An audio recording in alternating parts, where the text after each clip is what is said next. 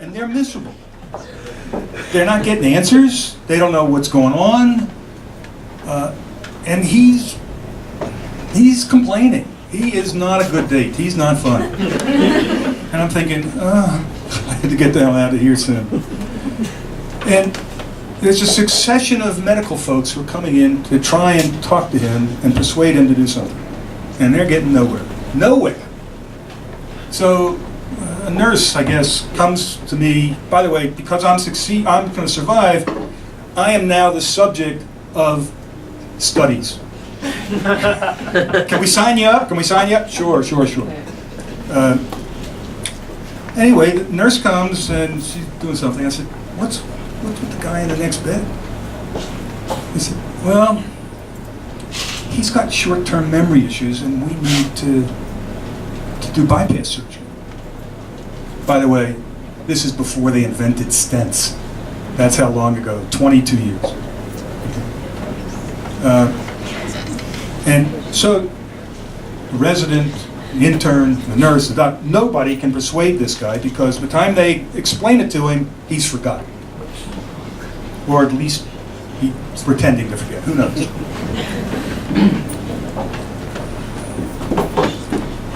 In comes the next guy. 6 feet, muscular, a little bit overweight, carries it well, wavy black hair, and a medium chocolate brown complexion. Chief resident, cardiology. You don't see a lot of black docs 22 years ago in the big teaching hospitals. Sitting in the corner is the wife, and she groans, "Oi, Schwarzer." For those of you who don't know what it is, and I see you do, this is the ugly Yiddish epithet for the N-word. So my stomach clenches up. I go, is the little one? Yeah. I go, oh shit. Now I'm not getting out of bed to do anything, right? This is not my fight. Not tonight. Now I know if I've heard it, he's heard it. And I'm looking, because the other side of my brain goes, this is going to be good.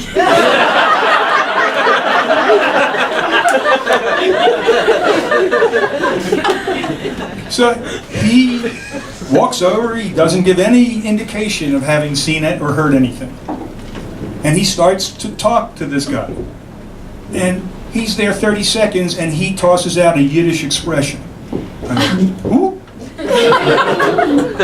Well, which means, of course, he understood entirely, right? And then he tosses out another Yiddish expression. Well, the air changes in the room, and I should know, I designed labs. And they're paying attention. All of a sudden, you know, he's not a Schwartz anymore, he's a doctor. And he's got the answer. He gets the consent. And I'm thinking, man, I'd do a victory dance. Well, he starts to walk out the room, and Mom over here, the one who was so concerned about him, says, so doctor, where'd you learn your Yiddish? And he goes, oh, well, I grew up in Manhattan, and my mother's Jewish.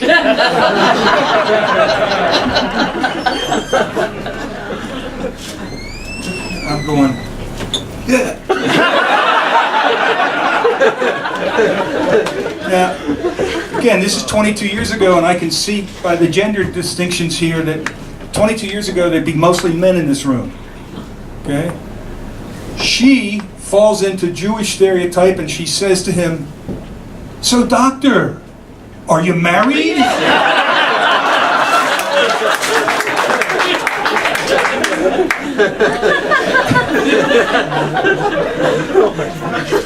I don't know if there's a moral to this. You'll have to draw your own conclusion. I will tell you that the happy ending is the Board of Aldermen voted to approve the apartment complex. It paid itself off. That guy was a hero. I was a hero. I went home. We've been together 36 years. My kids are 30 and 26. They're self-sufficient. They never come home after college. 4 weeks, we're going out to California for the younger one's wedding.